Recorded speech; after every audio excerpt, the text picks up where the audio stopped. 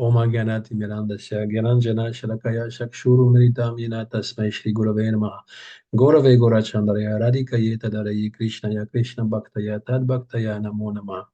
Nous lisons le Jeva Dharma, donc ça fait déjà plus de 75 épisodes, quelque chose comme ça, parce que c'est une mine en fait de trésors, trésors spirituels. Srila Bhaktivinoda Thakur, il a condensé, enfin c'est ce que Srila Bhaktivedanta Narayan Goswami Maharaj, il dit toujours qu'il a condensé toutes les Védas, les Upanishads, les écrits Vaishnav dans le Jivadharma. C'est comme euh, mettre tout un océan dans un verre d'eau. Voilà, donc c'est très dense, il y a beaucoup de choses à dire. Et puis on est rendu dans la section Rasa Tattva qui fait peur à tellement de gens, mais à tort parce que en fait on recherche toujours le rasa. Le rasa, c'est le goût, on recherche toujours un goût. Prabhupada disait simplement, si vous exécutez le bhakti yoga, le service de dévotion, et vous n'avez pas de goût, vous n'avez pas un plaisir à le faire, eh bien, vous ne pourrez pas continuer. C'est pas possible. Donc, le rasa, il est toujours présent. C'est présent dans la nourriture déjà, le goût, c'est l'essence de la médecine aussi, comment dire, de l'être humain, le rasa.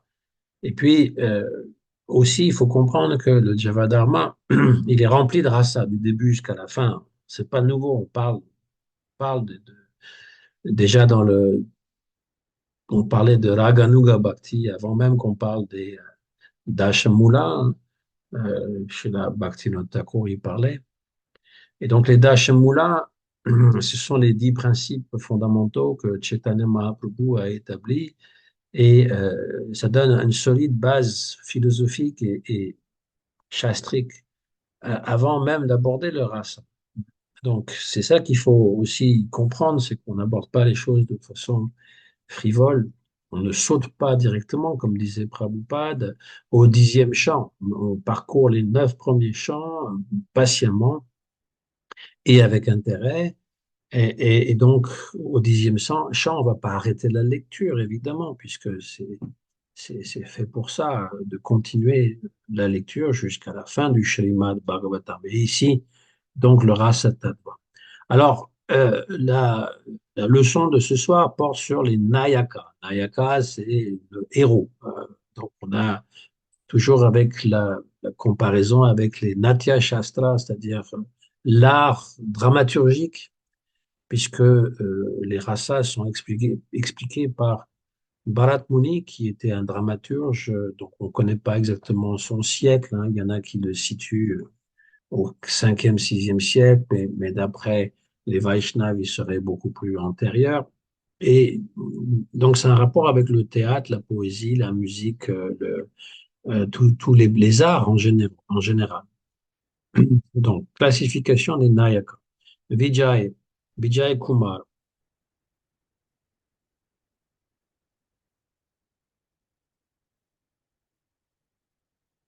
Prabhu, en temps voulu, je poserai de nombreuses questions l'une après l'autre. Donc, il s'adresse à Guru Goswami. Je veux comprendre tous les sujets de l'Ujvala Nilamani dans l'ordre dans lequel ils ont été présentés.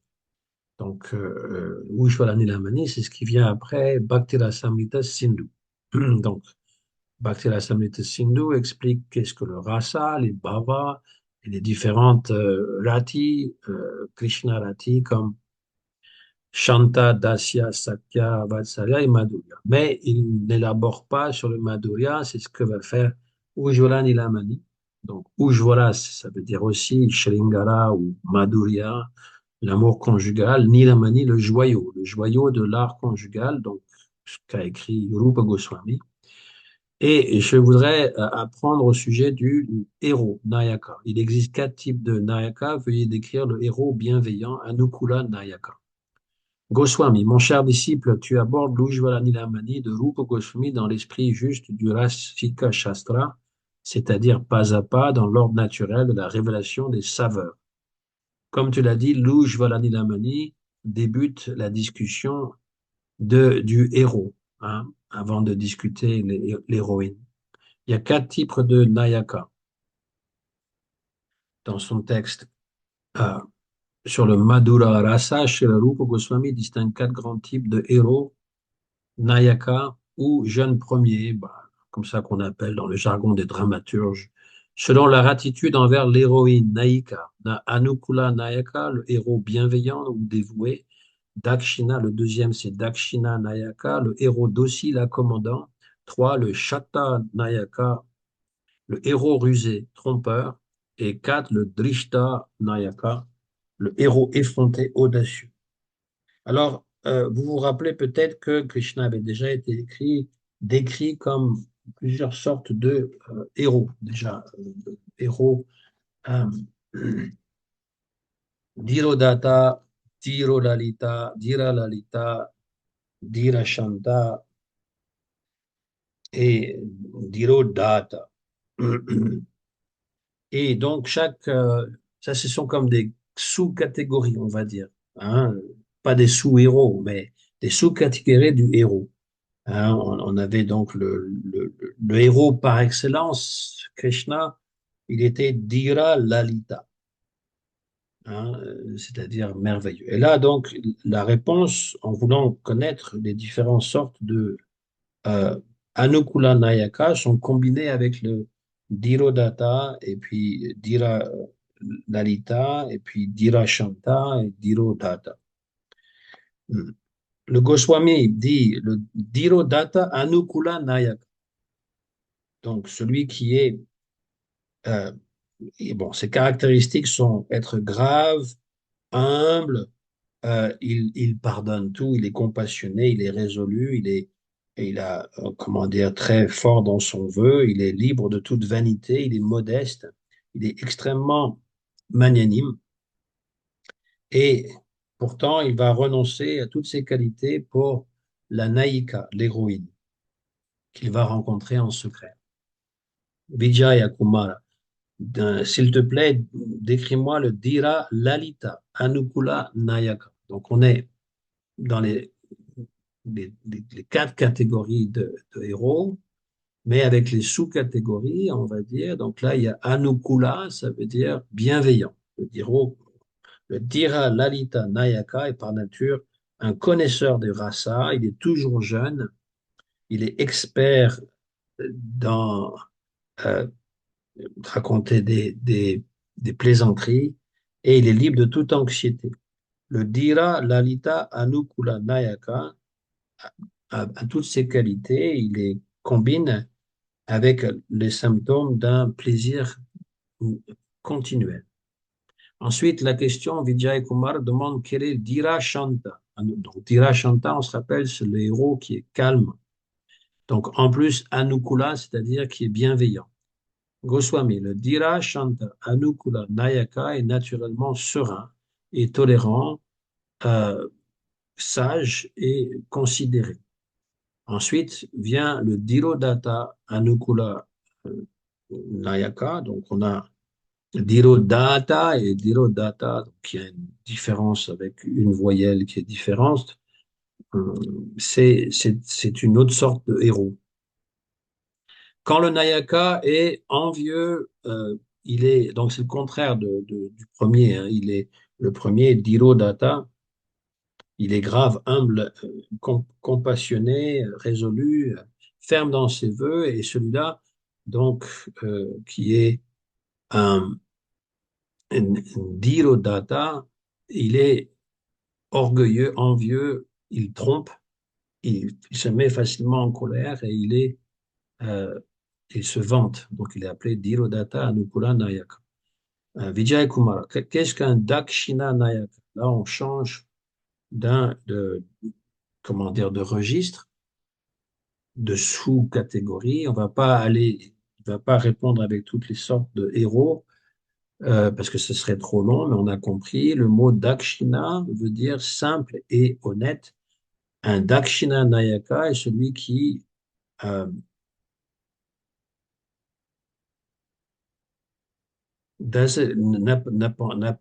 n'abandonne pas le respect et l'amour soumissif pour bien-aimé, même s'il se donne à une autre héroïne.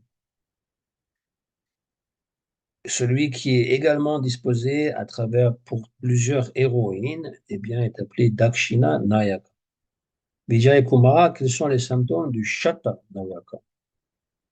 Alors, Goswami, le Shata Nayaka, euh, il est très, très content d'être en présence de sa bien-aimée, mais secrètement, il commet des offenses envers elle et euh, se comporte de façon mauvaise derrière son dos. En fait, il triche, il trompe sa bien-aimée. Vijay Kumar, quelles sont les caractéristiques de Drishta Nayaka? Drishta Nayaka est complètement libre de toute peur, mais en fait, il est sans gêne, dans ce que j'ai traduit moi. Euh, voilà, le Shata Nayaka signifie fourbe, rusé, dissimulateur. C'est un amant habile à cacher la vérité, capable de flatter et de mentir pour préserver ses plaisirs amoureux ou se tirer d'une situation délicate. C'est un habile séducteur, mais il est trompeur en même temps. Et Drishta Nayaka, le mot Drishta, donc, dans ce contexte, signifie impudent, audacieux, sans gêne, téméraire. Ce héros ne cherche ni à se cacher ni à se justifier, car il assume ouvertement ses fautes, parfois même avec provocation et insolence charmante. C'est un séducteur, il a confiance en son charme et en la force de son amour. Par exemple, l'exemple d'Ushwara Nilamani, Shri Krishna manifeste Drita Nayaka Bhava dans les moments où, surpris par Shri Radha ou une autre gopi dans une situation compromettante, il ne cherche pas à se défendre. Au contraire, il rit, plaisante et répond avec une audace qui retourne la situation. Par exemple, quand Radha le surprend avec une autre gopi, il dit en souriant, Oh Radhe, ne vois-tu pas qu'elle me parlait de toi? J'étais en train de lui dire que nul sourire n'égale le tien. Ou bien lorsqu'il prend la main d'une autre femme sous les yeux de Radha et soutient son regard sans gêne, provoquant en elle un mélange de fureur et d'attirance irrésistible. Ce jeu d'audace n'est pas une simple insolence, au contraire, il attise la flamme du rasa, car l'effronterie de Krishna provoque une colère amoureuse, mana intense, laquelle nourrit à son tour une union plus profonde. Alors, pour juste commentaire, Anukula, Dakshina, Shata, Drishta, des sous-catégories des Nayaka. Euh, Dans le premier cas, Krishna, Anukula, il est bienveillant, il est aussi fidèle. Un peu comme Ram avec Sita, qui a eu juste une épouse, il n'a jamais voulu en avoir une autre. Il est toujours avec Radha, et il est, comment dire, euh, il va la considérer comme, il va bien la considérer. Et le deuxième type de sous-catégorie, on va dire, euh, donc c'est Dakshina. Dakshina, c'est celui qui va être conciliant, aimable et doux et qui va apaiser la colère de Radharani ou des gopis quand elles se manifestent. C'est celui aussi qui va se manifester entre chaque gopi lors de la Rasa Lila. Et donc là, le héros est un héros bienveillant et charmant et doux et conciliant. Alors que les deux derniers, Shata et puis euh, Drishta, eh bien, c'est le mauvais genre, on va dire, voyou, hein. Donc, le Shata euh, qui trompe et qui va faire semblant que finalement tout va bien. Non, non, t'inquiète pas. Et puis l'autre qui n'a aucune gêne, qui finalement accepte, bon, on pourrait dire un macho, je veux dire, quelqu'un qui, parce qu'on retrouve évidemment ces types-là dans le monde matériel, mais la différence, c'est que si la femme éprouve beaucoup de souffrance par rapport à certains types de héros ou de anti-héros, euh, qui les trompe, c'est parce que le plaisir qu'elle a lui est dérobé. Il est partagé avec quelqu'un d'autre et la souffrance fait que on a envie de se séparer de cette personne ou encore on le déteste ou parfois on reste avec la même personne parce qu'on n'en connaît pas d'autres. Mais il y a souffrance. Dans le monde spirituel, il faut se rappeler que Krishna est Bhagavan, il fait ce qu'il veut, il est l'être suprême de qui sortent tous les univers déjà, c'est quand même pas triste, et qui est responsable de tout et qui s'amuse dans des jeux avec ses dévots, ses fidèles dévots, qui sont toutes des expansions soit de Balaram, soit de Radharani. Toutes les expansions, toutes les gopis sont des expansions de Radharani. En fait, il y a toutes sortes. On verra, les héroïnes sont encore plus nombreuses que les héros dans leur diversité, mais elles expriment toutes des aspects de Srimati Radharani. Donc, on est dans quelque chose qui est complètement transcendant. Et même s'il y a des... Ça ressemble au monde matériel. C'est pour ça qu'il y a toujours cet avertissement quand on n'a pas suffisamment lu, on n'a pas suffisamment compris la philosophie, on ne s'est pas suffisamment purifié, on n'a pas mis en distance les plaisirs et les désirs charnels, on va dire, c'est difficile d'apprécier. Et même si on n'est pas à la hauteur, eh bien, au moins reconnaître que notre désir ou notre plaisir ne correspond absolument pas au désir ou au plaisir de Krishna, qu'il est entièrement maïque, couvert par la maya, c'est-à-dire une illusion. On pense qu'on va connaître, euh, disons, le bonheur absolu dans ce monde, mais il n'existe pas. On peut, à la rigueur, on parle des fois de l'âme sœur, c'est possible de rencontrer quelqu'un qui nous correspond entièrement. Je veux dire, moi personnellement, je peux en témoigner. Hein. Je veux dire, des fois, on rencontre une personne vraiment avec qui on a une affinité profonde et des échanges spirituels et affectueux sur un niveau qui est très respectable. Voilà ce que je voulais dire. Je ne veux pas étaler ma vie privée, mais c'est une réalité aussi. C'est rare, je l'avoue, c'est rare. Et très souvent, les relations amoureuses dans ce monde sont douloureuses parce qu'il y a, lorsqu'il y a séparation, eh bien, il y a vraiment une grande souffrance. Ici, ça ressemble, mais ça, c'est pas la même chose. Et donc, Krishna, il est à la fois parce que là, c'est pareil. Dans le monde matériel, il y a des hommes qui sont plutôt romantiques, d'autres qui sont, comment dire, compréhensifs, qui sont paternels, qui comprennent, qui cherchent toujours à solutionner les problèmes, et puis d'autres qui sont un petit peu plus machos, qui sont contrôleurs, qui aiment jouer, qui aiment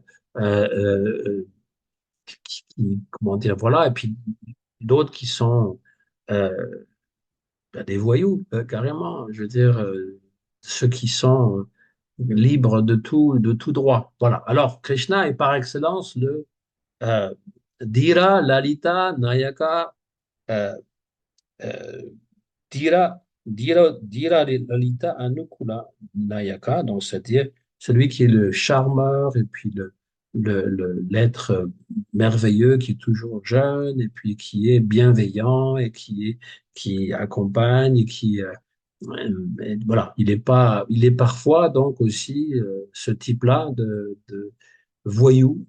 Je dis voyou parce qu'on comprend ce que ça veut dire ou le macho. Ainsi se conclut la tétrade des Nayakas selon Sri Rupa Goswami. Il y a en fait quatre sortes de héros, ou plutôt de sous-catégories du héros. Ce qu'on avait dit, Diro, donc, Diro Datta, Dira Lalita, Dira Shanta, Dira Datta. Eh bien, les sous-catégories, c'est Anukula, Dakshina, Shatta, Drishta. Donc, Anukula, celui qui est dévoué et fidèle, un peu comme Ram avec Sita, Dakshina, le doux et conciliant, Shatta, le rusé et dissimulateur, et Drishta, l'audacieux et effronté. Chacun d'eux relève une facette de Krishna, de Vraja, parce que lui, il a les quatre en lui-même. C'est comme les Dirodata, Dira Lalita, Dira Shanta. Il a les quatre aussi. Souvent, nous, on a un type, un sous-type, mais pas tous à la fois. On ne peut pas être à la fois le romantique et puis l'homme effronté, le voyou. Ça s'accorde pas, mais avec Krishna, tout s'accorde. Voilà. Euh, donc, c'est une facette de Krishna. Alors, combien de héros y a-t-il en tout? Puisqu'on parle de catégories, de sous-catégories. Alors, il y a un calcul comme ça qui se fait, à savoir que, d'abord, il n'y a pas d'autre héros que Krishna. À Dwaraka, lorsqu'il est le mari, parce que là, on a Madhura Rasa dans le Swakiya Rasa, il est parfait. Purna, à Mathura, là, quand il va à Mathura, tuer comme ça, il est plus parfait. Plus que parfait. Vous savez, c'est conjugaison, là, plus que parfait. Il est plus parfait. En anglais, c'est plus simple. Hein. Better et best. Donc, Purnatara et Avraja, il est le plus parfait. Voilà. Purnatama. Ce Krishna a deux formes dans ces trois lieux. Celle de l'époux, Pati, donc à Mathura et Dwaraka, il est l'époux, surtout à Dwaraka, et celle de l'amant, Upapati. Ainsi, il y a six types. Donc, on multiplie 2 par 3, ça fait 6. À partir après, on a les quatre types, les quatre catégories que je vous ai données, commençant par Dirodata. Donc, ça fait 24 types. Et on a ensuite les quatre sous-groupes ou sous-catégories. Et commencer par Anukula, donc ça fait 96 types de héros. Par ailleurs, Swakiya et Parakiya, donc on en compte 24 sortes de Parakiya, 24 sortes de Swakiya, et ça fait donc 48. En tout cas, il y a, oui, donc 48 multiplié par 2, ça fait 96. 96 types de héros, et Krishna est tous ces héros. C'est pas qu'il est, alors il n'est pas à la fois, évidemment, mais il a cette capacité d'être tous les héros. Et il est tantôt ceci, tantôt cela, etc. Normalement, dans la Natya Shastra, dans la dramaturgie, dans la littérature du théâtre, eh bien, il y a différentes sortes de héros. Vous savez, le bon, le bonasse, parfois, le héros vaillant, le héros qui va protéger, et puis vous avez toujours le filon, le félon plutôt, le félon est celui qui n'est pas du tout admirable, hein. Et le séducteur effronté qui n'a peur de rien, une sorte de Casanova, qui va séduire toutes les femmes. Dans les pièces de théâtre, ça existe, mais en général, c'est toujours les deux premiers qui sont valorisés. Les autres jouent comme, comme des repoussoirs, hein, des épouvantails qu'il faut, euh, les mauvais qu'il faut donc éliminer. Voilà, ça c'est dans. Et puis ça vaut pour le Hollywood continue dans le même lancer. On va pas avoir un anti-héros. Bah, des fois, il y a des anti-héros, c'est-à-dire qu'il est ni noble, ni vaillant, il boit, il est dépressif, euh, il ne suit pas les règles, etc. Bon, ça s'applique pas à Krishna, mais c'est pour montrer celui qui pas du tout un homme respectable, voilà. Et puis il y a parfois aussi celui qui est effronté, qui va gagner à la fin, mais en général, c'est toujours le héros qui est bon, qui est doux, qui est conciliant, qui l'emporte. Et Krishna est souvent, la plupart du temps, et c'est ce qu'il est.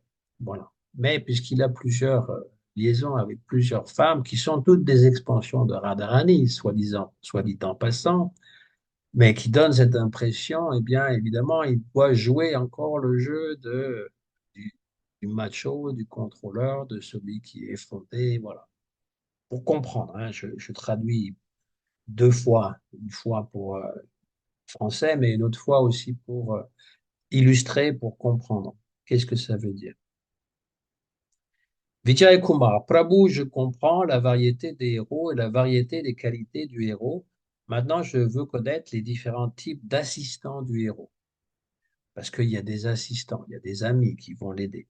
Goswami, le héros est un upapati, un amant, et celui-ci possède cinq types d'assistants, le serviteur, Cheta, le compagnon rusé, Vita, le compagnon bouffon, Vidushaka, le compagnon, euh, le compagnon hardi, Pitta Marda, et le compagnon très proche, Priya Narma Saka. Ces assistants sont habiles dans l'art de la plaisanterie, dotés d'un attachement profond pour Krishna, connaisseurs du temps et du lieu, experts dans l'art d'apaiser les gopis en colère et capables de donner des conseils intimes. Vijay Kumar, quel est le serviteur Cheta, au Goswami? Le Cheta, donc le premier de ses compagnons, euh, qui agit comme un serviteur, est habile à accomplir des tâches et à agir secrètement. Il possède une grande intelligence. À Gokula, Krishna a pour Cheta, Bangura et Bringara. Vijay Kumara, quel est le compagnon rusé? Vitta. Goswami, celui qui est habile à, à habiller Krishna, à le décorer, qui est rusé, persuasif, expert dans la conversation et qui sait aussi, qui connaît l'art de la manipulation, est appelé Vitta, le compagnon rusé. Kadara et Bharati Banda sont deux Vita de Krishna. Vijaya Kumara, qui est le compagnon bouffon? Vidushaka au Goswami. Goswami, le Vidushaka aime manger et provoquer le rire par ses grimaces, ses paroles et ses habits étranges. Madhu Mangal est le Vidushaka principal dans les Vrajalila, un brahman comique aimant les douceurs et dont les farces font éclater de rire Radha et Krishna. Dans le Nectar de la dévotion, on cite parfois Madhu Mangal. Il aime beaucoup les ladous, les petites douceurs qui sont faites avec du pois chiche, la farine de pois chiche et donc du sucre. Euh, et pour avoir les ladous, eh bien, il dit, oh Krishna, je vais te donner mes bénédictions, parce que moi je suis brahman, et Krishna est dans la société des Vaishyas, c'est-à-dire des bouviers. Et donc, c'est normal que les brahmanes bénissent les Vaishyas. Et là, il lui dit, je te bénirai que Radharani sera toujours attentif à toi, elle sera toujours protégée. Donc, Krishna, il accepte et il donne des ladous, hein. Et puis, il aime bien faire rire par ses plaisanteries, par ses pitreries, les autres. Il est un petit peu plus grassouillet que les autres parce que justement, il aime manger. Voilà. Ça, c'est ce qu'on appelle le bouffon. Alors ensuite, on a les Pita Marda, le compagnon hardi et égal au héros, celui qui possède des qualités égales à celles du héros et qui limite, est appelé Pita Marda. Shridam, c'est le frère de Srimati Radharani et un des compagnons proches de Krishna, donc il est le Pita Marda. Des fois, il se bat aussi contre Krishna. Il est assez fort et il sait manier le bâton. Et donc, il est courageux, loyal, plein de prestance, animé d'un amour fraternel et profond. Et il est l'ami intime. Vijay Kumar, quelles sont les qualités du Priya Narma Saka? Là, c'est un compagnon très proche. Le Priya Narma Saka connaît les jeux les plus intimes de Krishna, partage le désir de ses rencontres avec les gopis et est le meilleur parmi tous les chers amis de Krishna. À Gokula, Subala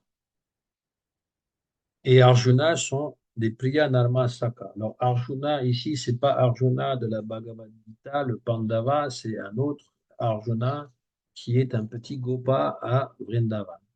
Et Subal, donc Priya Narmasaka, eh bien, ils sont experts à aider Krishna dans les amours confidentiels de Krishna. C'est les seuls parmi les Gopas qui sont au courant que Krishna a des liaisons avec des jeunes filles de Vraja et qui vont même l'aider, soit à porter des messages, soit encore à à aller prévenir Radharani en l'occurrence. Et donc, ils arrangent les rencontres amoureuses entre Radha et Krishna. Ils nourrissent en eux-mêmes le désir ardent que l'union entre Radha et Krishna ait lieu. Ils comprennent les émotions de Radha et de Krishna et agissent pour les harmoniser. Euh, Subal, donc, il va avec Krishna lorsque Krishna fausse compagnie aux Gopas durant la journée, sans que eux le savent, parce que c'est toujours avec la Yoga Maya. Ils ont l'impression que Krishna reste avec eux, mais en fait, Krishna, il va à Radhakund dans la fin de la journée, on va dire après avoir pris son repas du midi. Il va leur fausser compagnie et il va aller à Radhakund, mais eux, ils s'en aperçoivent pas. Ils sont en train de se reposer ou encore ils ont l'impression que Krishna n'est pas loin. Et il va aller passer donc le reste de l'après-midi avec les gopis, hein. Lorsqu'il sera temps de se séparer, il va revenir voir ces petits gopas qui auront l'impression qu'il était toujours avec eux et revenir ainsi au pâturage. Et pendant qu'il est à Radhakund, donc il a tous ces divertissements, et seuls les Priyanarma Saka, c'est-à-dire les sakas les plus intimes, comme Subal, l'accompagnent et ils vont arranger pour les réunions du couple divin. Parfois, il y a des obstacles, souvent il y a des obstacles parce que c'est comme ça euh, dans tous les drames, le théâtre, hein, entre la rencontre du héros et de l'héroïne, il y a toujours des obstacles. Et il n'y aurait pas d'histoire s'il n'y avait pas d'obstacles d'ailleurs. Euh, et Subal, eh bien, il va aider Krishna à soulever, à lever ses obstacles. Alors une fois, par exemple, Subal, qui est très beau de corps et qui ressemble en fait, la figure ressemble à Radharani. Il a des traits féminins, on va dire, et donc il va s'habiller en Radha et il va aller à la maison de Radha et la belle-mère qui interdisait à Radha de... Non, d'abord il va à la maison habillé, pas habillé en Radha, il va comme, comme il est, Subal, et il rencontre Jatila qui lui dit, qu'est-ce que tu fais ici? Jatila, elle se méfie parce que Subal, c'est l'ami intime de Krishna, donc elle se doute que Krishna n'est pas loin. Et il dit, j'ai perdu mon veau, il est passé par là et je le cherche. Et elle dit, j'ai vu aucun veau, tu devrais t'en aller. Je dis, mais permets-moi d'aller au moins essayer de le trouver. Donc elle dit, ok, vas-y, fais vite et reviens. Donc il va il franchit toutes les barrières, euh, voir, euh, euh, il va voir donc Radharani dans ses lieux personnels. Il va frapper à la porte, elle va lui ouvrir et il va lui expliquer Krishna t'attend à Radhakund. Et elle va dire bah oui, je sais, mais je ne peux pas sortir parce que Jatila m'empêche de sortir.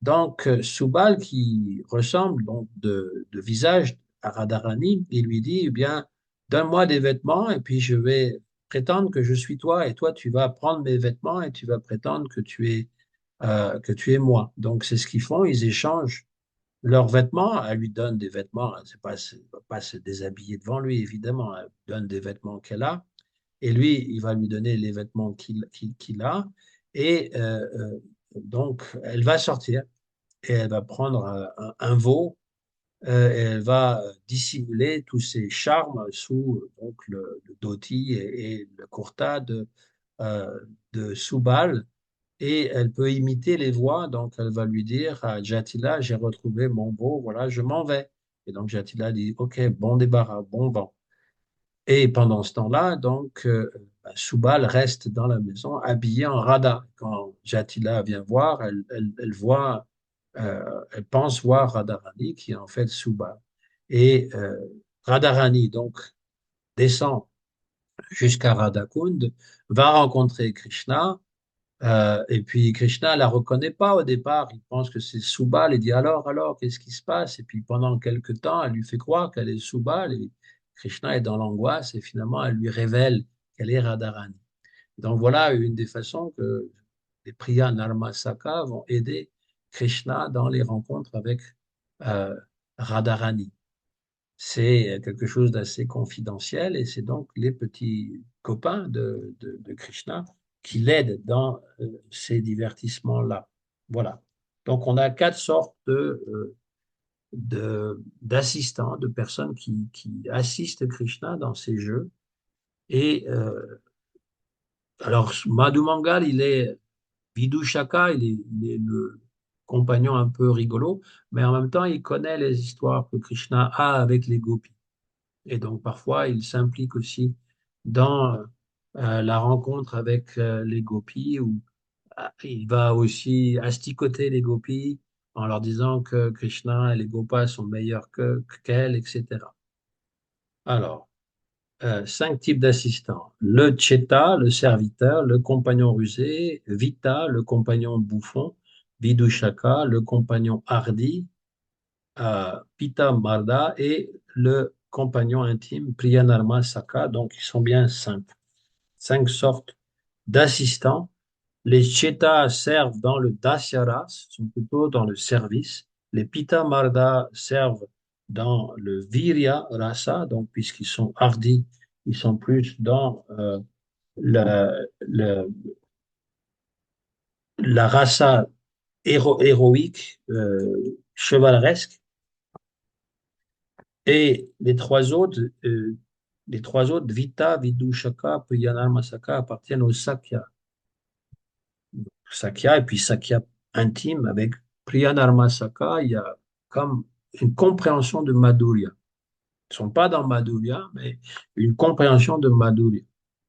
Vijay Kumar, n'y a-t-il pas de femmes parmi les assistants du héros? Goswami, si, il y en a, elles sont appelées duty, messagères. Vijay Kumara, combien y a-t-il de types de messagères? Goswami, il y a deux types, les Swayam duty, qui sont les messagères naturelles, et les Apta duty, messagères assignées.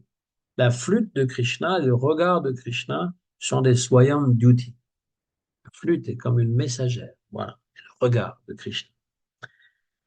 Vijay Kumar, qui sont les Apta duty? Goswami, Vira, Vrinda Devi, et d'autres sont les messagères assignées de Krishna. Vira parle avec audace, Vrinda est experte dans l'art de la flatterie, les Swayam Duty et les Aptu Duty sont appelés messagères extraordinaires. Les messagères ordinaires sont les ascètes, les magiciennes, les artisanes, etc. Celles-ci seront décrites plus en détail lorsqu'il sera question des messagères de l'héroïne, Naika Duty. Vijay Kumara, j'ai maintenant compris le bhava, les qualités, etc. du héros Shri Krishna. J'ai compris que Krishna a des lilas éternels comme époux à Dwarka et comme amant à Vraja. Donc, on est dans le Madhurya, ça veut dire qu'il est aussi à Dwarka. Mais dans ce cas-là, Krishna est marié avec les reines, les, les- les- les reines de Dwarka, les princesses. Et il est fidèle, et puis à chacune d'entre elles, évidemment, il s'est multiplié en 16 108 femmes. Donc c'est pour montrer que Krishna n'est pas un être ordinaire. Il se marie avec 16 108 femmes. Il y a des hommes qui diraient, et pourquoi pas moi? D'abord, il serait incapable de gérer, d'une part. Et puis deuxièmement, eh bien, on peut pas, je veux dire, euh, se multiplier, et Krishna se multiplier en 16 108 formes différentes avec 16 108 palais différents. Donc, c'est pour montrer sa puissance. Mais il est fidèle à chacune d'entre elles, même s'il pense tout le temps à Radharani, à Gopi de Vrindavan, lorsqu'il est chez lui. Mais bon, il n'y va pas, il est juste dans la pensée.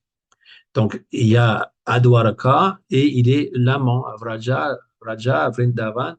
Il n'est pas marié, comme on l'a dit la dernière fois.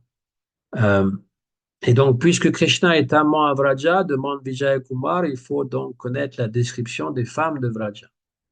Goswami, les bien-aimés de Krishna à Vraja sont généralement parakiya, non mariés avec lui, car l'excellence du Madhurya Ras, ou la saveur d'amour suprême, ne se manifeste pleinement que dans le parakiya Rasa.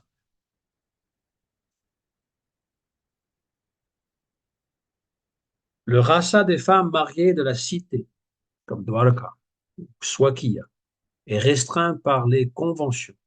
Mais le rasa des femmes de Vraja, animé par un désir pur, une délectation pure et une passion véritable, est sans restriction et procure à Krishna la plus grande félicité. Vijay Kumara, quelle est l'essence de cela? Goswami, Shri Rudra Bhatta, l'un des maîtres du Sringara Rasa, déclare la pudeur, la résistance et le refus fin dans le comportement féminin sont les armes ultimes de Kandarpa. En fait, plus une femme se dérobe, elle se fait difficile, plus l'attachement de l'homme s'exalte et s'enflamme. Voilà ce que dit Rudra Bhatta. Alors, qui est Rudra Bhatta? On parlait des Natya Shastra, et donc, dans la tradition du théâtre indien, il existe des commentaires du Natya Shastra de Bharat Muni, et Rudra Bhatta en est un. Donc, c'est pas un dévot, c'est un expert dans le rasa matériel. Ce qu'il dit, ça vaut pour les femmes et les hommes de ce monde aussi. Voilà, c'est pas la même chose. Mais puisque Rupa Goswami se base sur les écrits de Bharat Muni et les commentateurs, et il va mettre de la transcendance dans leurs écrits, il va spiritualiser les rasas, parce qu'ils seront uniquement centrés sur Krishna et sur ses proches. Donc, il va considérer qu'il y a plusieurs formes de rasa, y compris Shantarasa et les autres. Euh, il va citer cela. Donc, Buddha-bhatta, Kandarpa, c'est Cupidon. Voilà, Cupidon ou Kamadeva, le dieu de l'amour. Hein. Il y a un dieu de l'amour en Inde, tout comme il y avait un dieu de l'amour pour les Grecs qui s'appelait Cupidon. Et dans la Vishnu Gupta Samhita, il est dit que la coquetterie, la rareté, la résistance sont les joyaux du charme féminin. Bien que Krishna soit Atma Ram, pleinement satisfait en lui-même, il se multiplia lors de la Rasa Lila pour jouer avec chaque groupe de gopis séparément. Donc, quand je disais qu'à Dwaraka, il s'est multiplié en 16 800 femmes, 108 femmes, eh bien, la même chose se passe lors de la Rasa Lila. Bhaktivinoda Thakur, dans un de ses chants, dit Shata Koti Gopi. Koti, c'est un chiffre, c'est un nom qui veut dire 10 millions. Shata, ça veut dire 100. Donc 100 fois 10 millions, on est à 1 milliard de gopis. Krishna danse avec 1 milliard de gopis. Donc là encore, on est dans l'inimaginable. 1 milliard de personnes dans un endroit, ça ne tient pas, n'est-ce pas? On ne peut pas faire tenir autant de gens dans un simple endroit comme Vrindavan. Mais puisque Krishna peut faire l'impossible, ça, Gatana Shakti peut faire que l'impossible devient possible, eh bien, toutes les femmes aux environs, toutes les femmes qui pouvaient exister sont attirées par Krishna et pensent danser avec Krishna seul. Voilà la Rasa Lila. Les sadhakas devraient suivre les traces des belles de Vraja dans la Rasa Lila. Ceux qui suivent Raganuga Bhakti devraient suivre les traces des gopis de Vrindavan. L'enseignement est que le dévot, s'il désire la bénédiction suprême, doit entrer dans ces jeux en tant que bhakta et non imiter Krishna. Ben oui, on va pas, s'imagine pas être une gopi avec Krishna en train de danser, ni on s'imagine être imiter Krishna et danser avec des femmes mariées dans, comment dire, dans une clairière baignée de pleine lune. Je veux dire, ça, c'est le fantasme de beaucoup d'hommes, mais en fait, comme je l'ai dit, ça peut pas amener du bon vers la fin, ça peut pas amener du bon parce que l'être humain, il est limité et il ne peut pas imiter Krishna. Donc, lorsque Parikshit Maharaj demande, mais comment se fait-il que Krishna s'engage dans des activités qui sont répréhensibles, celui-ci répond qu'un être extraordinaire peut faire des choses extraordinaires. Lorsqu'il y a eu le barattage de la mer de lait, il en est sorti en premier le poison, Kalakuta, qui peut tuer juste avec une seule goutte. Et Shiva va boire ce poison, il va le garder dans sa gorge. En tout cas, sa gorge va devenir toute bleue. C'est pour ça qu'on l'appelle Nilakanta. Elle va devenir, il est blanc de corps, mais lui, il a une gorge bleue parce qu'il a le poison. et quelques gouttes vont tomber à terre qui seront comment dire, qui seront bues par les serpents et puis les araignées venimeuses et puis les scorpions, tous ceux qui ont du poison en eux, vient de ce Kalakuta. Et donc nous, si on buvait juste une goutte de Kalakuta, on meurt tout de suite. Donc de la même façon, le Rasalila, eh bien, on ne doit jamais limiter, même en pensée, est-il dit dans le Srimad Bhagavatam. Le Bhakta, alors qu'est-ce que ça veut dire suivre les traces des gopis? Eh bien, chez la Vishwanath Chakravarti Thakur, il cite un verset qui est souvent cité par, je l'ai entendu aussi de Srila Prabhupada, hein, ce verset, mais il est souvent cité par Srila Bhaktivedanta Narayan Goswami Maharaj, et il considère que il a déjà dit, ceux qui ne connaissent pas ce verset et l'explication de ce verset ne sont pas mes disciples. Alors, Aradio Bhagavan Vrajesha Tanayas Tadama Vrindavanam Aramya Kachitupasana Vrajavaru Vargena Yakalpita. Ensuite, ça continue Srimad Bhagavatam Pranam Amaram Prema Pumaratam Mahan. Donc, l'adoration que nous faisons, Aradio Bhagavan, le Bhagavan que nous adorons, c'est celui qui est le Seigneur de Vraja à Vrindavan, c'est-à-dire Krishna. Pour Gaudiya Vaishnav, je ne parle pas de Gaudiya Mat, mais Gaudiya Vaishnava, eh bien, l'adoration, c'est Radha et Krishna. Krishna à Vrindavan. Ramya Kachit Upasana Vraja Vadu Vargana Yakalpita. Et on doit l'adorer avec la même vénération que les gopis de Vrindavan. Vraja Vadu, ce sont les jeunes femmes de Vrindavan. Ensuite, ça continue, Srimad Bhagavatam, Pramanam, Malam. Pourquoi on dit ça? Parce que le Srimad Bhagavatam, qui est Praman, l'autorité par excellence, Amala, sans tâche, sans impureté, le déclare. Prema Pumarto Mahan, et qui donc conduit au but de l'existence suprême qui est Prema Bhakti. Voilà. Et on parle donc du bhava des gopis, le gopi bhava. On doit suivre les gopis en adoptant leur bhava.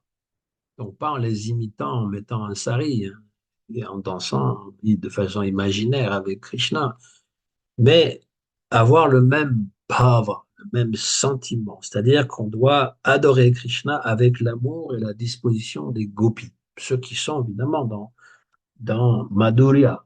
On parle de Madhurya, hein, c'est de ça qu'il s'agit. Vijay Kumara, explique-moi clairement le bhava des gopis. Goswami, Krishna, le fils de Nanda, est un bouvier, Gopa, qui prend plaisir de la compagnie des gopis. Comme les gopis servent Krishna, ainsi le sadhaka, qualifié pour le Madhurya Rasa, doit adorer Krishna avec le même bhava, la disposition intérieure, en se considérant soi-même comme une gopi de Vraja sur la voie de la méditation et en agissant comme assistante d'une gopi fortunée de Vraja, on doit servir Radha et Krishna.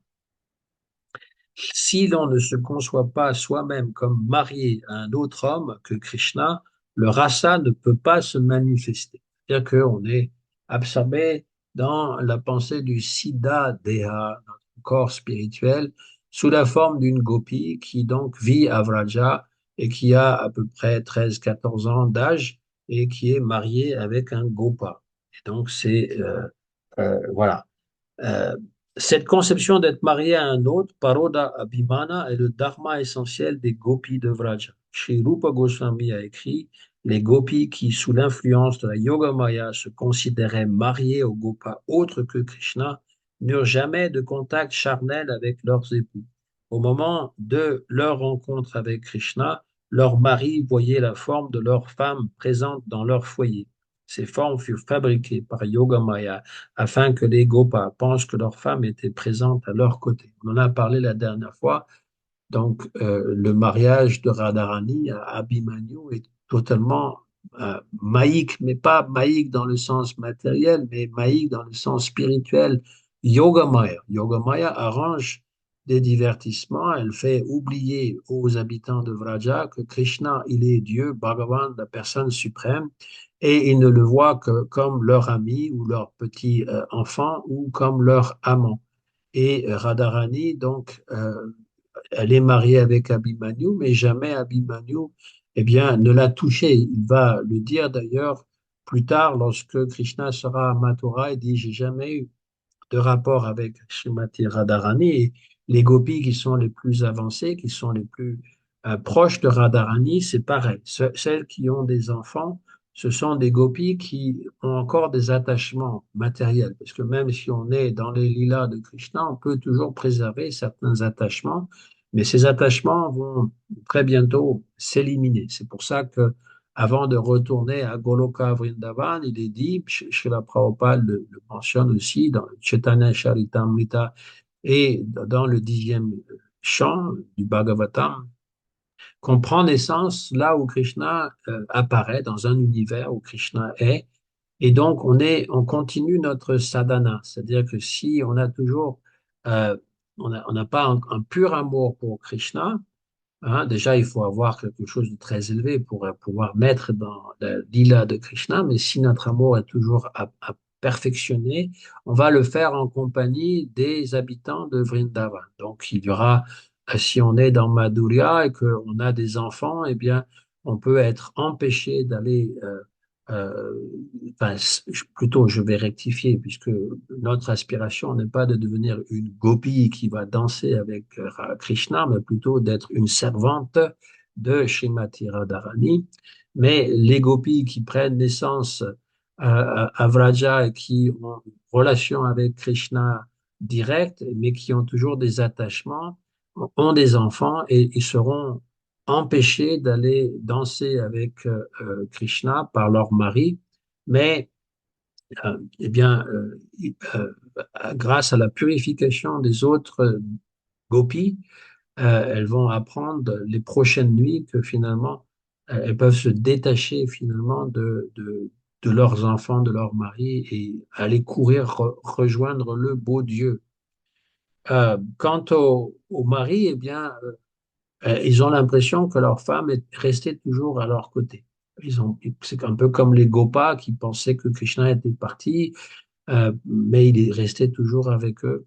Ils n'ont jamais compris, ils n'ont jamais su que Krishna, enfin, ils ne savent pas que tous les jours, Krishna les quitte à un certain âge. Hein. Lorsqu'il arrive à un certain âge, l'âge Komara, qu'il va rejoindre Radharani et les gopis à Radhakund. C'est ce qu'on appelle la Rasa Lila de Midi. Il y a trois sortes de Rasa Lila. Il y a la Rasa Lila de l'automne, qui est la Rasa Lila la plus connue, qui est mentionnée dans le Bhagavatam. Il y a le Rasa Lila du printemps, qui est proche de Radhakund. Et puis il y a la Rasa Lila, donc qui est avec. Alors, la première Rasa Lila, c'est avec toutes les gopis qui le désirent. La deuxième Rasa Lila, c'est uniquement avec les gopis les plus intimes. Et à Radhakund, tous les jours, la Rasa Lila que Krishna a, c'est uniquement avec Radharani et les huit Sakis, qui sont ses assistants. Voilà. Donc ça, c'est pour la petite information. Et puis maintenant, le sens de Gopi Bhava. Gopi Bhava, dans l'Ashtakam qui est fait pour les Goswamis, eh bien, on a Gopi Bhava. Les Goswamis sont absorbés dans ce Gopi Bhava. Euh, c'est l'état intérieur de conscience proche au Gopi de Vraja. Euh, le sentiment d'amour absolu pour Krishna dépouillé de tout ego, de toute loi et de toute revendication. Donc les Goswamis sont toujours absorbés dans ce Gopi Bhava.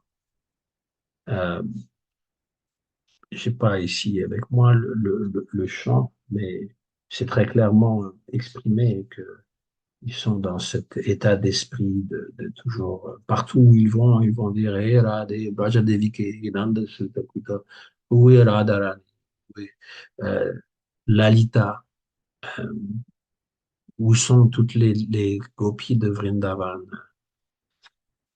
Et ils sont absorbés dans le Gopi Bhava. Voilà. Et puis pour les sannyasis dans la Gaudiya Vaishnav, ISKCON et Gaudiya Math, eh bien, ils reçoivent le Gopi Bhava Mantra. C'est un mantra tout simple, mais il faut qu'il soit donné par le gourou.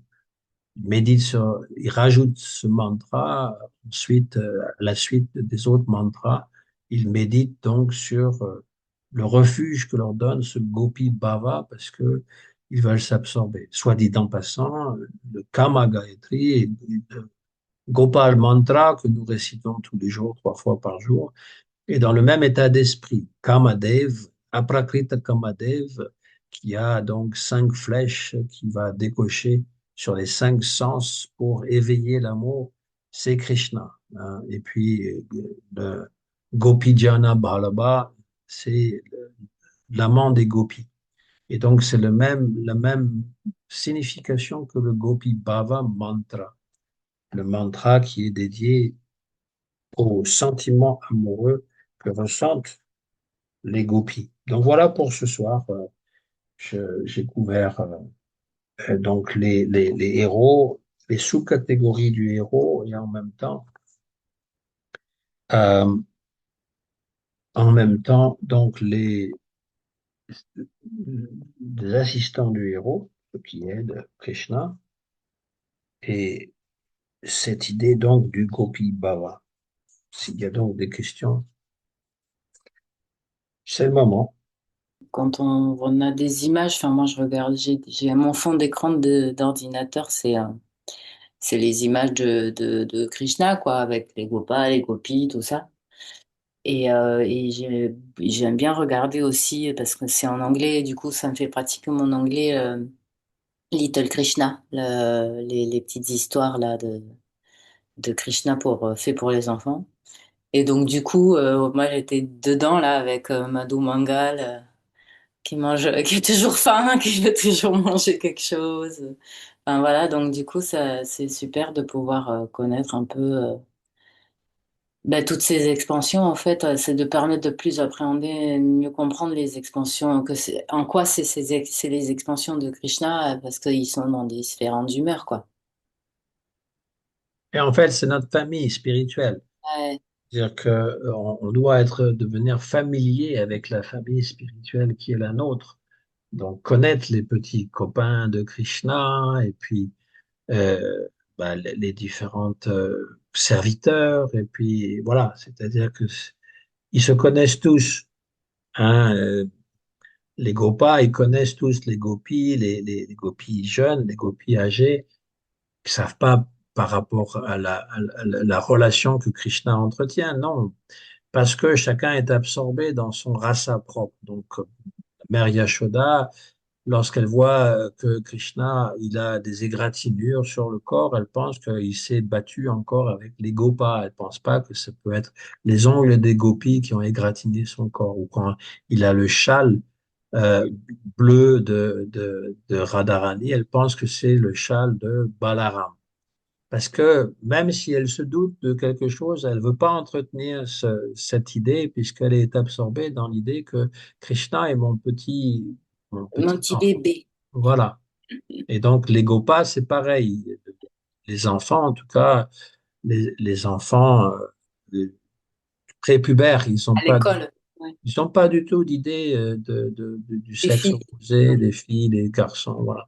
Ils sont libres de ça. Ils veulent juste jouer. C'est tout ce Ils qu'ils veulent veulent. même pas en entendre parler, hein. Le fille, c'est bête. Ah, Les c'est garçons, bête. c'est Ah, nul. ça crie tout le temps, les filles. Voilà. Ouais. Donc, c'est comme ça avec Krishna. Il a ses copains, il y a ceux qui l'admirent, il y a ceux qui sont plus proches, qui jouent avec lui, et puis il y a ceux qui ont un âge plus avancé. C'est ça aussi, Krishna avance en âge, il est assez précoce, on va dire, puisqu'il a 1 an et demi, je veux dire, 1 fois et demi. Quand il a 11 ans, c'est comme s'il avait 15 ans. Ouais. Donc à 15 ans, bah voilà, 14, Ouais. 15 ans, se développe dans le corps cet attrait pour le sexe opposé. On n'a plus envie de jouer. Mais Mm. Krishna, lui, il joue, il fait tout à la fois. Il continue quand même à être l'enfant qui joue, et puis Oui, oui, oui, parce qu'il y a cette éternelle adolescence qui est là et cette pureté, etc., il etc. a l'éternelle adolescence, mais en même temps, pour les petits copains, il est toujours C'est leur toujours copain l'enfant. Oui, mais l'adolescent, en dessous de 10 ans, quoi. Je veux dire, c'est ça. C'est il entre faut, deux âges, quoi. Mm. oui, mais il y a tous les âges. Pour les parents, il a toujours 5 ans. Ouais. Voilà, c'est ça que je veux dire. C'est-à-dire que même s'il a grandi, eh bien, il le voit toujours comme s'il avait 5 ans. Voilà, c'est ça. Mais finalement, ben enfin, je sais pas si moi je trouve une logique dans le fait que d'être dans cette enfance, cette adolescence et cette éternelle adolescence, parce qu'après, quand on devient adulte, ben, on est corrompu, quoi. Jusqu'à l'avant-pubère ou le prépubère ou l'adolescence de Krishna et tout ça, il y a, euh, il y a cette pureté, quoi, parce que si j'ai envie de dire que l'enfance dans le monde matériel, c'est le milieu qui est quand même le moins corrompu, quoi. C'est-à-dire qu'un enfant reste un enfant, même ici dans le monde matériel. Alors, il peut être élevé de telle façon, il peut être avoir une conscience voilée, etc., etc. Mais il y a quand même, c'est quand même très proche de ce qu'on peut connaître de cette pureté qu'on a. Oui, quand il a des parents qui s'occupent de lui, Oui, qui voilà. qui Quand c'est l'éduquent. une situation à peu près normale, quoi. Voilà. Mais voilà, donc, ouais, c'est chouette de penser à ça. Oui, Krishna, donc, il adopte tous les comportements humains. Et donc, on a l'impression qu'il est un être humain. Mais Mm. c'est là que, Et enfin, il est pas humain puisqu'il est Satchitananda, mais on est comme lui, quoi. oui, on est fait à son image, C'est comme dit ça, la voilà, comme Bible. disent les On est fait chrétiens. à son image et donc on a la capacité d'agir de la même façon. C'est Oui, sûr que tous ces jeux, ça peut pas parler aux gens qui sont chrétiens, musulmans. Ouais. Ils peuvent ouais. pas comprendre ça. Ils vont dire, mais c'est n'importe quoi. Dieu n'a pas de forme. Dieu n'a pas de forme d'une part, et puis ce que vous me racontez, ça ressemble à de la mythologie ou encore des contes pour enfants. Ça n'a pas de sens. C'est comme l'autre Il n'y a pas jour, de forme matérielle. oui, et c'est comme l'autre jour, Mais il n'a pas de forme matérielle, il est jamais c'était matériel. l'apparition l'autre jour de Barahadev. Et donc je disais que pour les musulmans et les juifs, s'ils apprenaient qu'on vénérait Dieu sous la forme d'un cochon, ils auraient une crise cardiaque. Oui, j'ai pensé la dernière fois. Il dirait, ah, c'est haram. Haram, voilà, ils diraient haram. Et donc pour les musulmans. Mais oui, donc cette capacité qu'a Krishna, donc cette idée que l'anthropomorphisme, on ne peut pas représenter Dieu, c'est une idée. Voilà. Elle est noble, moi je la respecte. Après, ils en font une idée absolue, comme finalement elle est valable pour tout le monde, pour tous les temps, etc. Et donc si vous avez une représentation, c'est forcément mauvais, donc il faut les casser, voilà, casser Oui, les oui, c'est idoles, ça. détruire les icônes. Euh, Tu sais, Mais dans l'Upanishad, c'est marqué, c'est bien spécifique, c'est bien spécifiquement marqué que la forme de Krishna, la forme de Dieu, elle est pas matérielle, tu vois. Elle a ni main, oui, ni je jambe, mais comprends. pourtant il marche, tu vois. C'est, Oui, mais je comprends, ça mais se rejoint. il y oui, a que parce que les dévots, il y a que les Et dévots qui vont accepter ça, même parmi les gens qui font du yoga ou de, comment dire, qui sont, ils peuvent pas, ils ont pas le handicap. oui. Mm, mm, Mais mm. parce qu'on on peut pas enfin, si je peux me permettre, c'est que il n'a pas de forme matérielle, parce qu'il est jamais matériel puisqu'il est Satchit Ananda, donc c'est pas la même composition, c'est pas la même matière tangible. Donc Mhm. c'est une confusion, je pense, dans le fait que comme il peut pas être matériel, on peut pas le voir et il peut pas être Satchit Ananda visible devant moi là comme ça, avec des bras, des jambes et tout Et ça. ça, je le comprends parce que Une je suis un aîné. confusion, c'est On une peut pas confusion. faire comprendre ça à quelqu'un qui C'est suit difficile notre voie. d'arriver à C'est ça. impossible de faire comprendre ça à quelqu'un qui a une pratique et qui est convaincu que ce qu'on lui dit, c'est la vérité absolue, c'est tout. Chacun est convaincu que il a la vérité parfaite et que donc les autres religions ont tort. Donc c'est pour ça qu'il y a cet avertissement que pour ceux qui sont nouveaux, eh bien, il vaut mieux vénérer la forme universelle. On voit l'univers, et on voit les merveilles de l'univers et vénérer donc un dieu plus ou moins personnel, et ceux qui ont un petit peu plus de dévotion, donc c'est les avatars de Vishnu, et puis pour ceux qui sont encore un peu plus avancés sur la voie, eh bien c'est Radha Krishna. Voilà. C'est ça que je voulais dire, c'est que c'est graduel et c'est normal qu'il y a des gens qui s'offusquent ou qui ne comprennent pas parce qu'ils ne sont pas rendus assez loin sur ce chemin. Et puis ça évolue.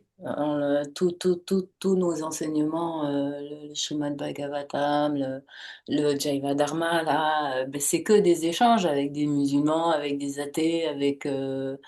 Pas et, juste, hein, c'est pas juste ça. oui, C'est-à-dire que non le mais il y en a beaucoup. Dharma, bah, pas tant que ça en fait. Le Dharma, quand il parle des échanges avec les musulmans, c'est simplement parce qu'il y a beaucoup de musulmans qui vivaient à l'époque, Voilà. tout comme aujourd'hui. Je veux dire, Voilà. mais il n'y a pas juste ça. Non, Il non, y je a dis le pas monde extérieur. On va dire, il y a le monde extérieur. Donc, il y a aussi ceux qui adorent Durga, parce que ça aussi, c'est très présent au Bengale. Et même Bhaktivinoda Thakur, il le dit dans sa biographie qu'il est issu d'une famille qui vénérait Durga. Et donc, Durga Devi, et puis les musulmans, et puis d'autres. Et puis, il parle à un moment donné aussi de ceux qui vénèrent Ramanuja, ceux qui suivent Ramanuja. Ils sont pas aussi dans la même disposition d'esprit. C'est Voilà. la Sri Sampradaya. Ramanuja, c'est Sri Sampradaya, c'est l'Inde du Sud. Mais ils peuvent pas adhérer à Krishna qui danse avec les gopis. Bah non, non, non, c'est pas le même mood et puis c'est pas l'atmosphère, c'est pas la Non. même.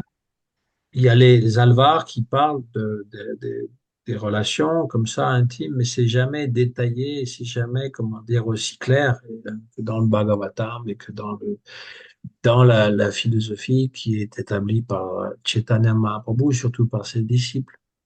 Voilà, donc c'est assez spécifique. Ça prend Et du voilà. temps aussi. Voilà, moi Mhm. je veux dire, Vrajavadu Valgina Kapita. Même Prabhupada l'a dit tout le temps. C'est la meilleure adoration de Krishna, c'est les gopis de Vrindavan. Même Mhm. si on n'est pas dans ce rasa de Madhurya, c'est quand même la meilleure forme d'adoration et celle qui est le plus proche de Krishna, c'est Radharani. Elle fait partie de lui. Elle n'est pas différente de lui. C'est Radha et Krishna. On n'adore pas Krishna tout seul. C'est ça. Dans nos temples, il y a toujours, dans tous les temples, même d'ISKCON, il y a toujours Radha Krishna. Mhm. Et dans les temples Gaudiya Math, eh ben, c'est plus sobre, hein. Il n'y a pas Jagannath, c'est rare, hein, qu'il y a Jagannath, Baladev, Subhadra, Gaur-Nitai, c'est rare. Très souvent, il y a, en tout cas pour des temples de Srila Bhakti Pragyan Kesava Goswami Maharaj, c'est toujours Gauranga, seul, et Radha Krishna. Et Radha Krishna, même blanc, en marbre blanc. Parce que pour Bhakti Pragyan Kesava Goswami, donc qui était le gourou de Srila euh, Bhaktivedanta Narayan Goswami Maharaj, et celui qui a donné sannyas aussi à Srila Prabhupada, pour lui, Bhakti Pragyan Kesava Goswami Maharaj, Krishna est tellement absorbé dans Radha qu'il devient blanc comme elle, il devient doré. Et donc, Waouh. la Radha Krishna blanc, c'est la forme la plus élevée finalement de Radha et Krishna. Ouais, je me suis posé la question d'ailleurs. Si c'était un problème de choix de marbre ou est-ce qu'il y avait Non, une... il y a vraiment une raison spécifique. Waouh. Magnifique. Ben oui. Ben oui, c'est-à-dire que c'est aussi Chaitanya Mahaprabhu. Oui. D'ailleurs, je me rappelle toujours de cette histoire parce qu'elle est magnifique. Lorsque Prabhupada, à un moment donné, il parle avec Sridhar, Bhakti-Rakshak Sridhar Goswami Maharaj. Celui-ci lui demande pourquoi tu as appelé ton mouvement la conscience de Krishna? Pourquoi tu n'aurais pas pu appeler toi, la conscience de Chaitanya? Et, Et donc et- il dit, mais en sanskrit, la conscience, ça se dit comment? Et il dit Chaitanya. Hmm. Il dit voilà, mon mouvement Chaitanya, c'est Chaitanya, Krishna Chaitanya, c'est ça mon mouvement. Janmakoti Sukriti Nalabhyate, même 10 millions de vies de Sukriti ne pourront pas nous donner ce lot bas. Et donc, Krishna Bhakti Bhavita Mati. C'est la première ligne qui est citée par Ramananda Roy comme réponse à Mm. Chaitanya Mahaprabhu et qui indique Raganuga Bhakti. Donc, Krishna Bhakti Rasa Mati. Mati veut dire conscience. Bhakti Rasa, tous les rasas de la Bhakti, Krishna. Donc, la conscience de Krishna, il le dit dans un de ses livres, Prabhupada, un petit livre qu'il a pris ce mot, conscience de Krishna, de cette définition-là, Ouais. pour montrer qu'en fait, ce que le mouvement que a créé Prabhupada, il est basé sur la Raganuga Bhakti. Mm. Mais très peu de gens le savent. Ah Mm. bon. Beaucoup de personnes pensent qu'il suffit de chanter 16 tours par jour, éviter de casser les principes, et puis à la fin de notre vie ou un peu avant, Raganuga Bhakti va venir spontanément. Et si jamais on a cultivé cette Raganuga Bhakti par la lecture, par l'écoute, par l'intérêt, elle va pas se manifester à partir de rien, c'est pas possible. Et le danger de la Vaidhi Bhakti, c'est qu'en fait, on se dirige vers Vaikuntha. Mm. Je dis un danger, bon, on Oui. est libéré, c'est bien. Mais en fait, nous, on aspire à aller à Goloka Vrindavan avec Radha Krishna pour le servir dans une relation d'intimité. Donc, pas d'aller à Vaikuntha. Voilà. Bien sûr, quand on pense qu'on était là-haut, on est tombé en bas, on va revenir là-haut. D'où on vient, on ne sait pas, mais on y retournera. Ça, c'est aussi une autre conception, mais elle n'est pas vraiment étayée par les acharyas. Mm. Juste parce Notre réalité, c'est d'être dans le monde matériel depuis un temps qui veut dire anadi, sans interminable. début, Mm. Ah, sans début. Et donc, ça fait très, très, très, très, très, très longtemps. Où est-ce qu'on était avant? On n'en sait rien, mais on n'était pas avec Krishna. C'est pas possible d'abandonner son service de Krishna. On est un gopa ou une gopi, on dira non, mais je veux prendre un break, je veux aller dans le monde matériel pour m'amuser. C'est impossible. Ça veut dire que la Maya, elle serait aussi à Vaikuntha ou à Goloka Vrindavan. La Maha Maya, non, c'est impossible. mm. Krishna descend dans le monde matériel pour nous donner l'opportunité de rentrer dans ces jeux lorsqu'on a purifié suffisamment notre âme et que c'est ce que nous désirons. Nous nous absorbons dans ces souvenirs de lila et donc ultimement nous pouvons voir dans notre tête ces lilas et être comme se voir dans sa forme spirituelle avec Krishna. Voilà, c'est ça, le Raganuga Bhakti. Ouais. Ça peut pas se faire artificiellement, bien sûr, mais ça se fait en cultivant, c'est-à-dire en écoutant régulièrement et en appréciant tout ce qui a trait à Krishna, parce que c'est un autre aspect. Si on n'est pas intéressé, qu'on préfère être sur les réseaux sociaux ou je sais trop quoi, et on n'est pas intéressé par Krishna, on chante Krishna, Krishna de façon inattentive, on va pas développer le Krishna Prema, Bhava. On ne développera pas, ça prendra beaucoup, beaucoup, beaucoup d'années, peut-être même plusieurs vies. Si on a ce lobha, ce désir intense de développer sa conscience de Krishna, hein, c'est-à-dire que de venir, de développer son rasa, en fait, eh bien, on va l'atteindre. Ce qu'on pratique dans la vie, disait Srila Narottam Das Thakur, ce qu'on pratique dans notre bhajan, c'est ce qu'on pratiquera aussi dans le monde spirituel.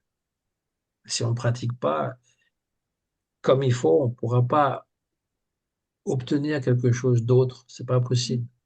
C'est aussi simple que ça, aussi difficile. Simple à comprendre, mais difficile peut-être à suivre. Mais ça dépend, je veux dire, de la mentalité dans laquelle on est. Voilà. De chanter 16 tours, suivre les quatre principes, mourir et d'aller directement à Goloka Vrindavan, c'est pas possible.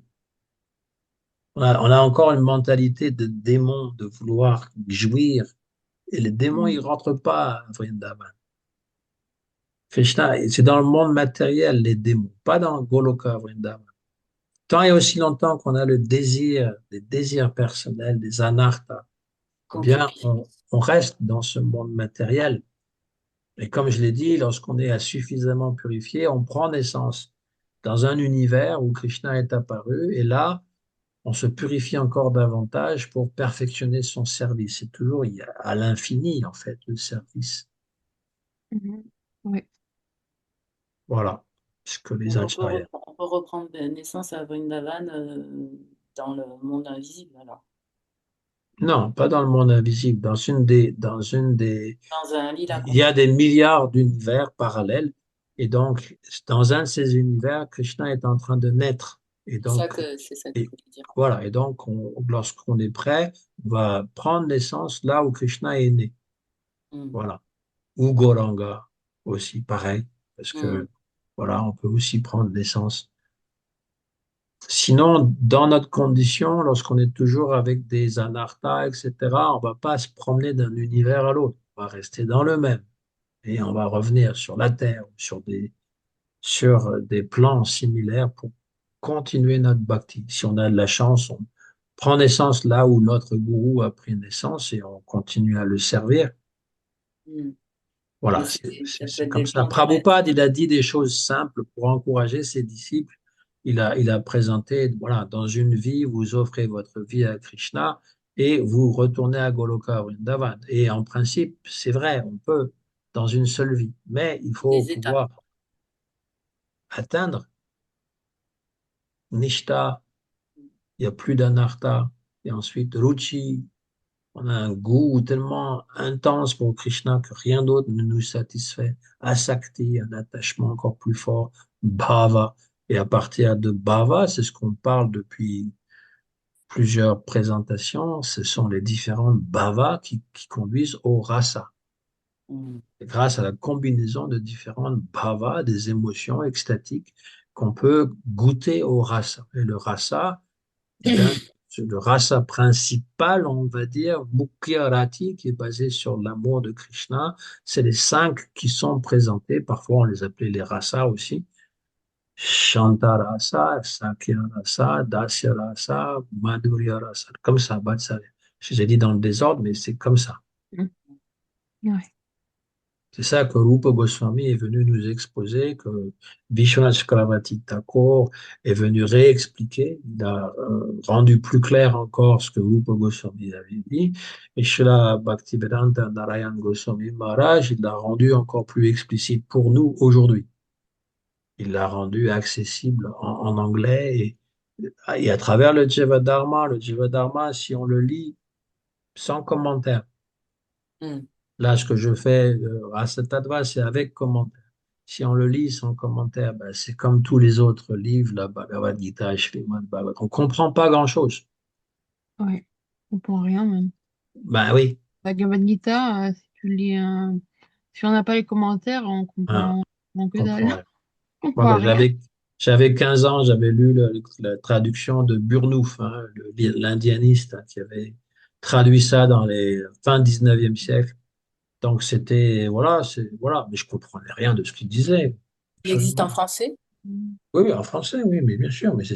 Moi, quand je donne le Bhagavatam, souvent, je fais la traduction de Burnouf, Oui, je sais. qui est très belle. Ouais. Voilà. Mais en même temps, au niveau Siddhanta, il ne comprend pas tout. Ça, c'est clair.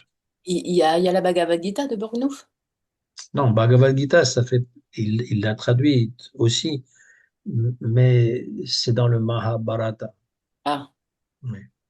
Là, ça m'intéresserait, dans la alors pas, traduction de Burnouf, il y a la Rasa Lila, bon, ça qui est- m'intéresserait de la voir, je crois. oui, bah, Pas la, elle est accessible. Tu vas à la Fnac, tu demandes la Bhagavad Gita d'Émile Burnouf, ils vont te la commander, hein, je sur veux dire. Amazon.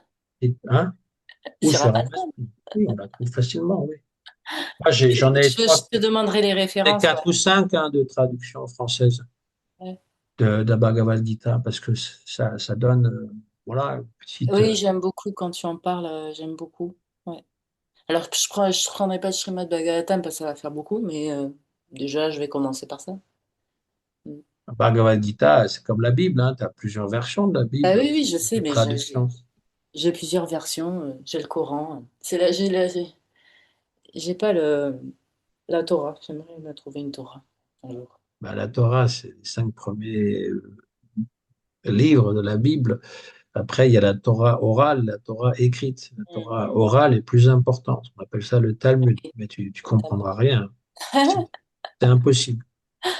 Non, mais je veux pas. Sans quelqu'un pour l'expliquer, tu comprendras pas. Ouais, ouais. Déjà, même les 5 premiers livres de la Bible, on comprend la Genèse et l'Exode, mais le reste, on comprend rien parce que c'est que des rites et Oui, comment des dire, des paraboles. rituels, des interdits, des machins. Donc, il y a trop, voilà. Et sans les commentaires, on n'arrive pas à comprendre. Donc, déjà, dans les autres religions, c'est la même chose. Le Oui, Coran, à la rigueur, on peut le comprendre parce que c'est assez simple, mais je veux dire, mais les j'arrive autres, pas. Mm, mm. c'est D'accord. pas nécessaire non plus, hein. Je veux dire, Non, non, on n'est pas obligé. par Je- curiosité, on peut le C'est faire, mais ça. je veux dire, après, je veux dire, Bhagavad Gita, Srimad Bhagavatam, Vedanta Sutra, Upanishad, Jivadharma sont incompréhensibles sans une explication. Bon, Jivadharma, on arrive à se débrouiller quand on connaît pas mal de choses, mais arriver au rasa, Oui, à section, la fin. c'est trop de termes sanscrits, trop de choses compliquées, Puis, quoi. et puis, comme on l'a dit 100 fois, c'est pas accessible à tout le monde. Oui, mais ça n'intéresse pas tout le monde non plus, hein. C'est ça. Enfin, Mm. ça n'intéresse pas tout le monde. Ben, c'est vrai, même parmi les dévots, il y en a qui ne sont pas intéressés à ça. Moi, je l'ai entendu textuellement, hein, verbalement. Ils ont dit, mais ça m'intéresse pas. C'est pas moi qui parlais. Mais disons, voilà. Toi, ils veulent juste parler voilà, Krishna en général. J'ai une question à te poser. Ouais. On appelle aussi le maître spirituel Nilakanta. C'est Je pareil, savais, je savais pareil. pas. Parce parce qu'il peut absorber le poison de ses disciples. Ah oui, oui, à ce niveau-là. Ouais, ouais, à ce niveau-là, ouais. Et je trouvais cette explication très imagée et très bien, quoi. Parce que c'est comparé à Nilakanta, on pense tout de suite à Shiva. Oui, Nilakanta. Ouais. mais il se prend pas pour Shiva pour autant. Comment? Il se prend pas pour Shiva pour Oui, autant. oui, oui, oui, bien sûr. Bien sûr que oui. Mais c'est juste une image comme ça. Et je voulais savoir quel chapitre du Bhagavatam tu as cité tout à l'heure pour c'est, quand ton Gurudev il a dit que si vous connaissez pas ces versets, vous n'êtes pas mes disciples. Ça vient pas du Bhagavatam. Ça vient d'un écrit de Vishwanath Chakravarti Thakur. Mm. D'accord, Radio Bhagavan Brajesha Tanaya Stadama Vrindavana Ramya Kachitupasana Vraja Vadu Varginaya Kalpita Shrimad Bhagavatam Pramatam Malam Prema Pumarato Mahan Shri Chaitanya Mahaprabhu Tatradidam Napara. Ça, ce sont les enseignements de Chaitanya Mahaprabhu. Voilà. d'accord. Et c'est pas dans le Bhagavatam. Non, Et on est c'est, C'est dans. où? c'est- Ça, c'est quel C'est écrit? secret. non, c'est pas secret. Je rigole. C'est un des livres de Vishwanath Chakravarti Thakur. Tu nous envoies la référence quand tu l'as. Oui, mais oui, si vous avez Shloka, le livre Shloka, vous trouvez toutes ces choses-là. Ah, Shloka. d'accord, ok. On a ça en français? Non, Je vais pas en français, ça n'a pas été demander traduit. à ChatGPT. Ça serait, bah, Plus ChatGPT va te le donner. Après, je suis pas sûr qu'il te donne la référence exacte parce que Ah. ChatGPT, des fois, il se plante, hein. Oui, parce qu'il Oui, sait des fois, pas. oui. Il apprend ce qu'on Il lui sait dit. pas, il sait pas. Donc, il va te citer le verset. Si tu lui cites à Radio Bhagavan, Brajashat Anayat, il va te le sortir, mais je suis pas sûr qu'il va te sortir la référence exacte. Mais c'est quelque chose comme Chaitanya Manusha, quelque chose comme ça. D'accord. Le Vishwanath Chakravarti Thakur. Mais je vous le dirai la prochaine fois où Oui, merci. Hmm, très bien, ouais. je vous montrerai le Shloka Book aussi. Mais bon, il y a aussi le livre d'ISKCON, hein, le livre de Shloka. En anglais, hein. Ok. Il n'est pas encore en anglais. Ah ben, c'est parce qu'avec tout le sanskrit qu'il y a, c'est difficile à traduire, hein. Je veux dire, mettre en page et tout ça. Bon, ben, il me tarde d'avoir les héroïnes. Oui, en fait, il y aura les ruines, il y aura la description de Radharani, ses Ah, il me tarde. qualités, les pieds et les mains de Radharani. Génial. Voilà, donc les héroïnes, elles sont plus nombreuses encore. Il y a 96 sortes de héros, mais il y a 363 types de héroïnes. Waouh. Bah oui, Bah, dis donc. normal. Hein? Ben dis donc, oui, c'est ça, comme tu dis. Ouais. Oui, c'est toute une science, hein, c'est vraiment incroyable. Mais chez la bonne Maharaj, il en parle dans beaucoup de ses livres, hein. Ouais. Il donne différentes sortes de héroïnes, ce qu'elles font, et puis voilà.